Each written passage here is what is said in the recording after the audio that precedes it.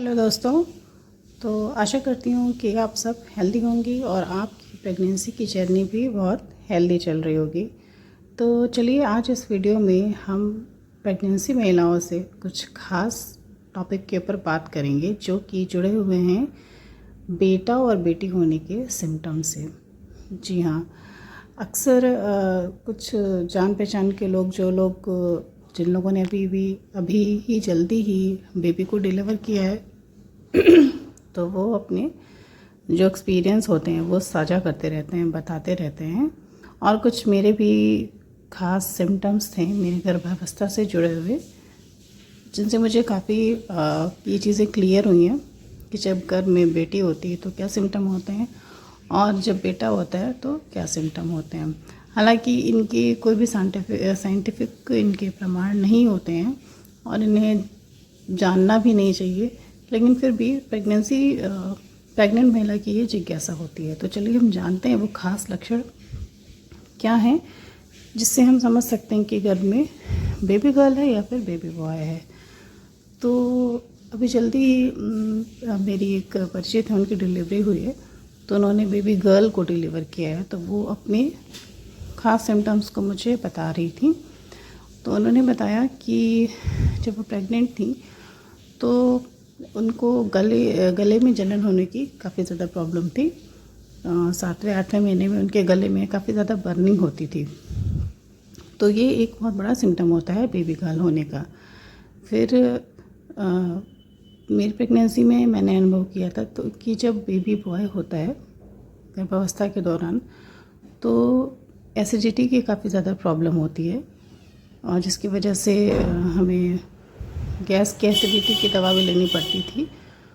तो एसिडिटी की वजह से बेबी मूव भी नहीं कर पाता है या फिर बेबी मूव करता है तो मूवमेंट फील नहीं होती है। तो गर्भावस्था के दौरान गैस बनना, एसिडिटी होना, ये गर्भ में बेटा होने का एक बड़ा लक्षण होता है। तीसरा लक्षण ये होता है कि प्रेगनेंसी में जो महिला होती है उसका बीपी थोड़ा सा बढ़ जाना। बीपी बढ़ने की वजह से उसे घबराहट की समस्या होती है, घबराहट का सिम्टम सामने आता है। तो ऐसा देखा गया है कि जब गर्भ में बेटा होता है तो महिला का जो बीपी होता है वो थोड़ा सा बढ़ा हुआ प्रेगनेंसी के आखिरी दिनों में 7वें 8वें महीने में हो सकता है। तो आइए अब जानते हैं और भी कुछ खास सिम्टम्स के बारे में। जैसे कि जब गर्भ में बेटा होता है तो जो प्रेगनेंसी की लाइन बनती है नाभि से लेकर नीचे बेली तक, वो लाइन काफ़ी डार्क और बिल्कुल सीधी होती है। लेकिन अगर आपके गर्भ में बेबी गर्ल है तो जो लाइन पेट में बनती है वो थोड़ी सी कर्व या फिर थोड़ी सी टेढ़ी मेढ़ी होती है।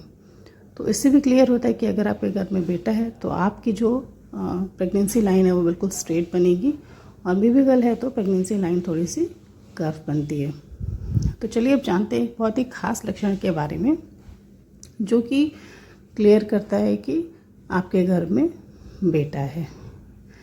जब प्रेगनेंसी का 5वां और 6वां महीना शुरू होता है तो उस दौरान महिला को दाहिने करवट सोने की इच्छा ज़्यादा होती है और जब बेबी गर्ल होती है तो महिला को बाएं करवट सोने की इच्छा बहुत ज़्यादा होती है। इच्छा से यहाँ मतलब ये है कि दाहिने करवट सोने में काफ़ी रिलीफ महसूस होता है।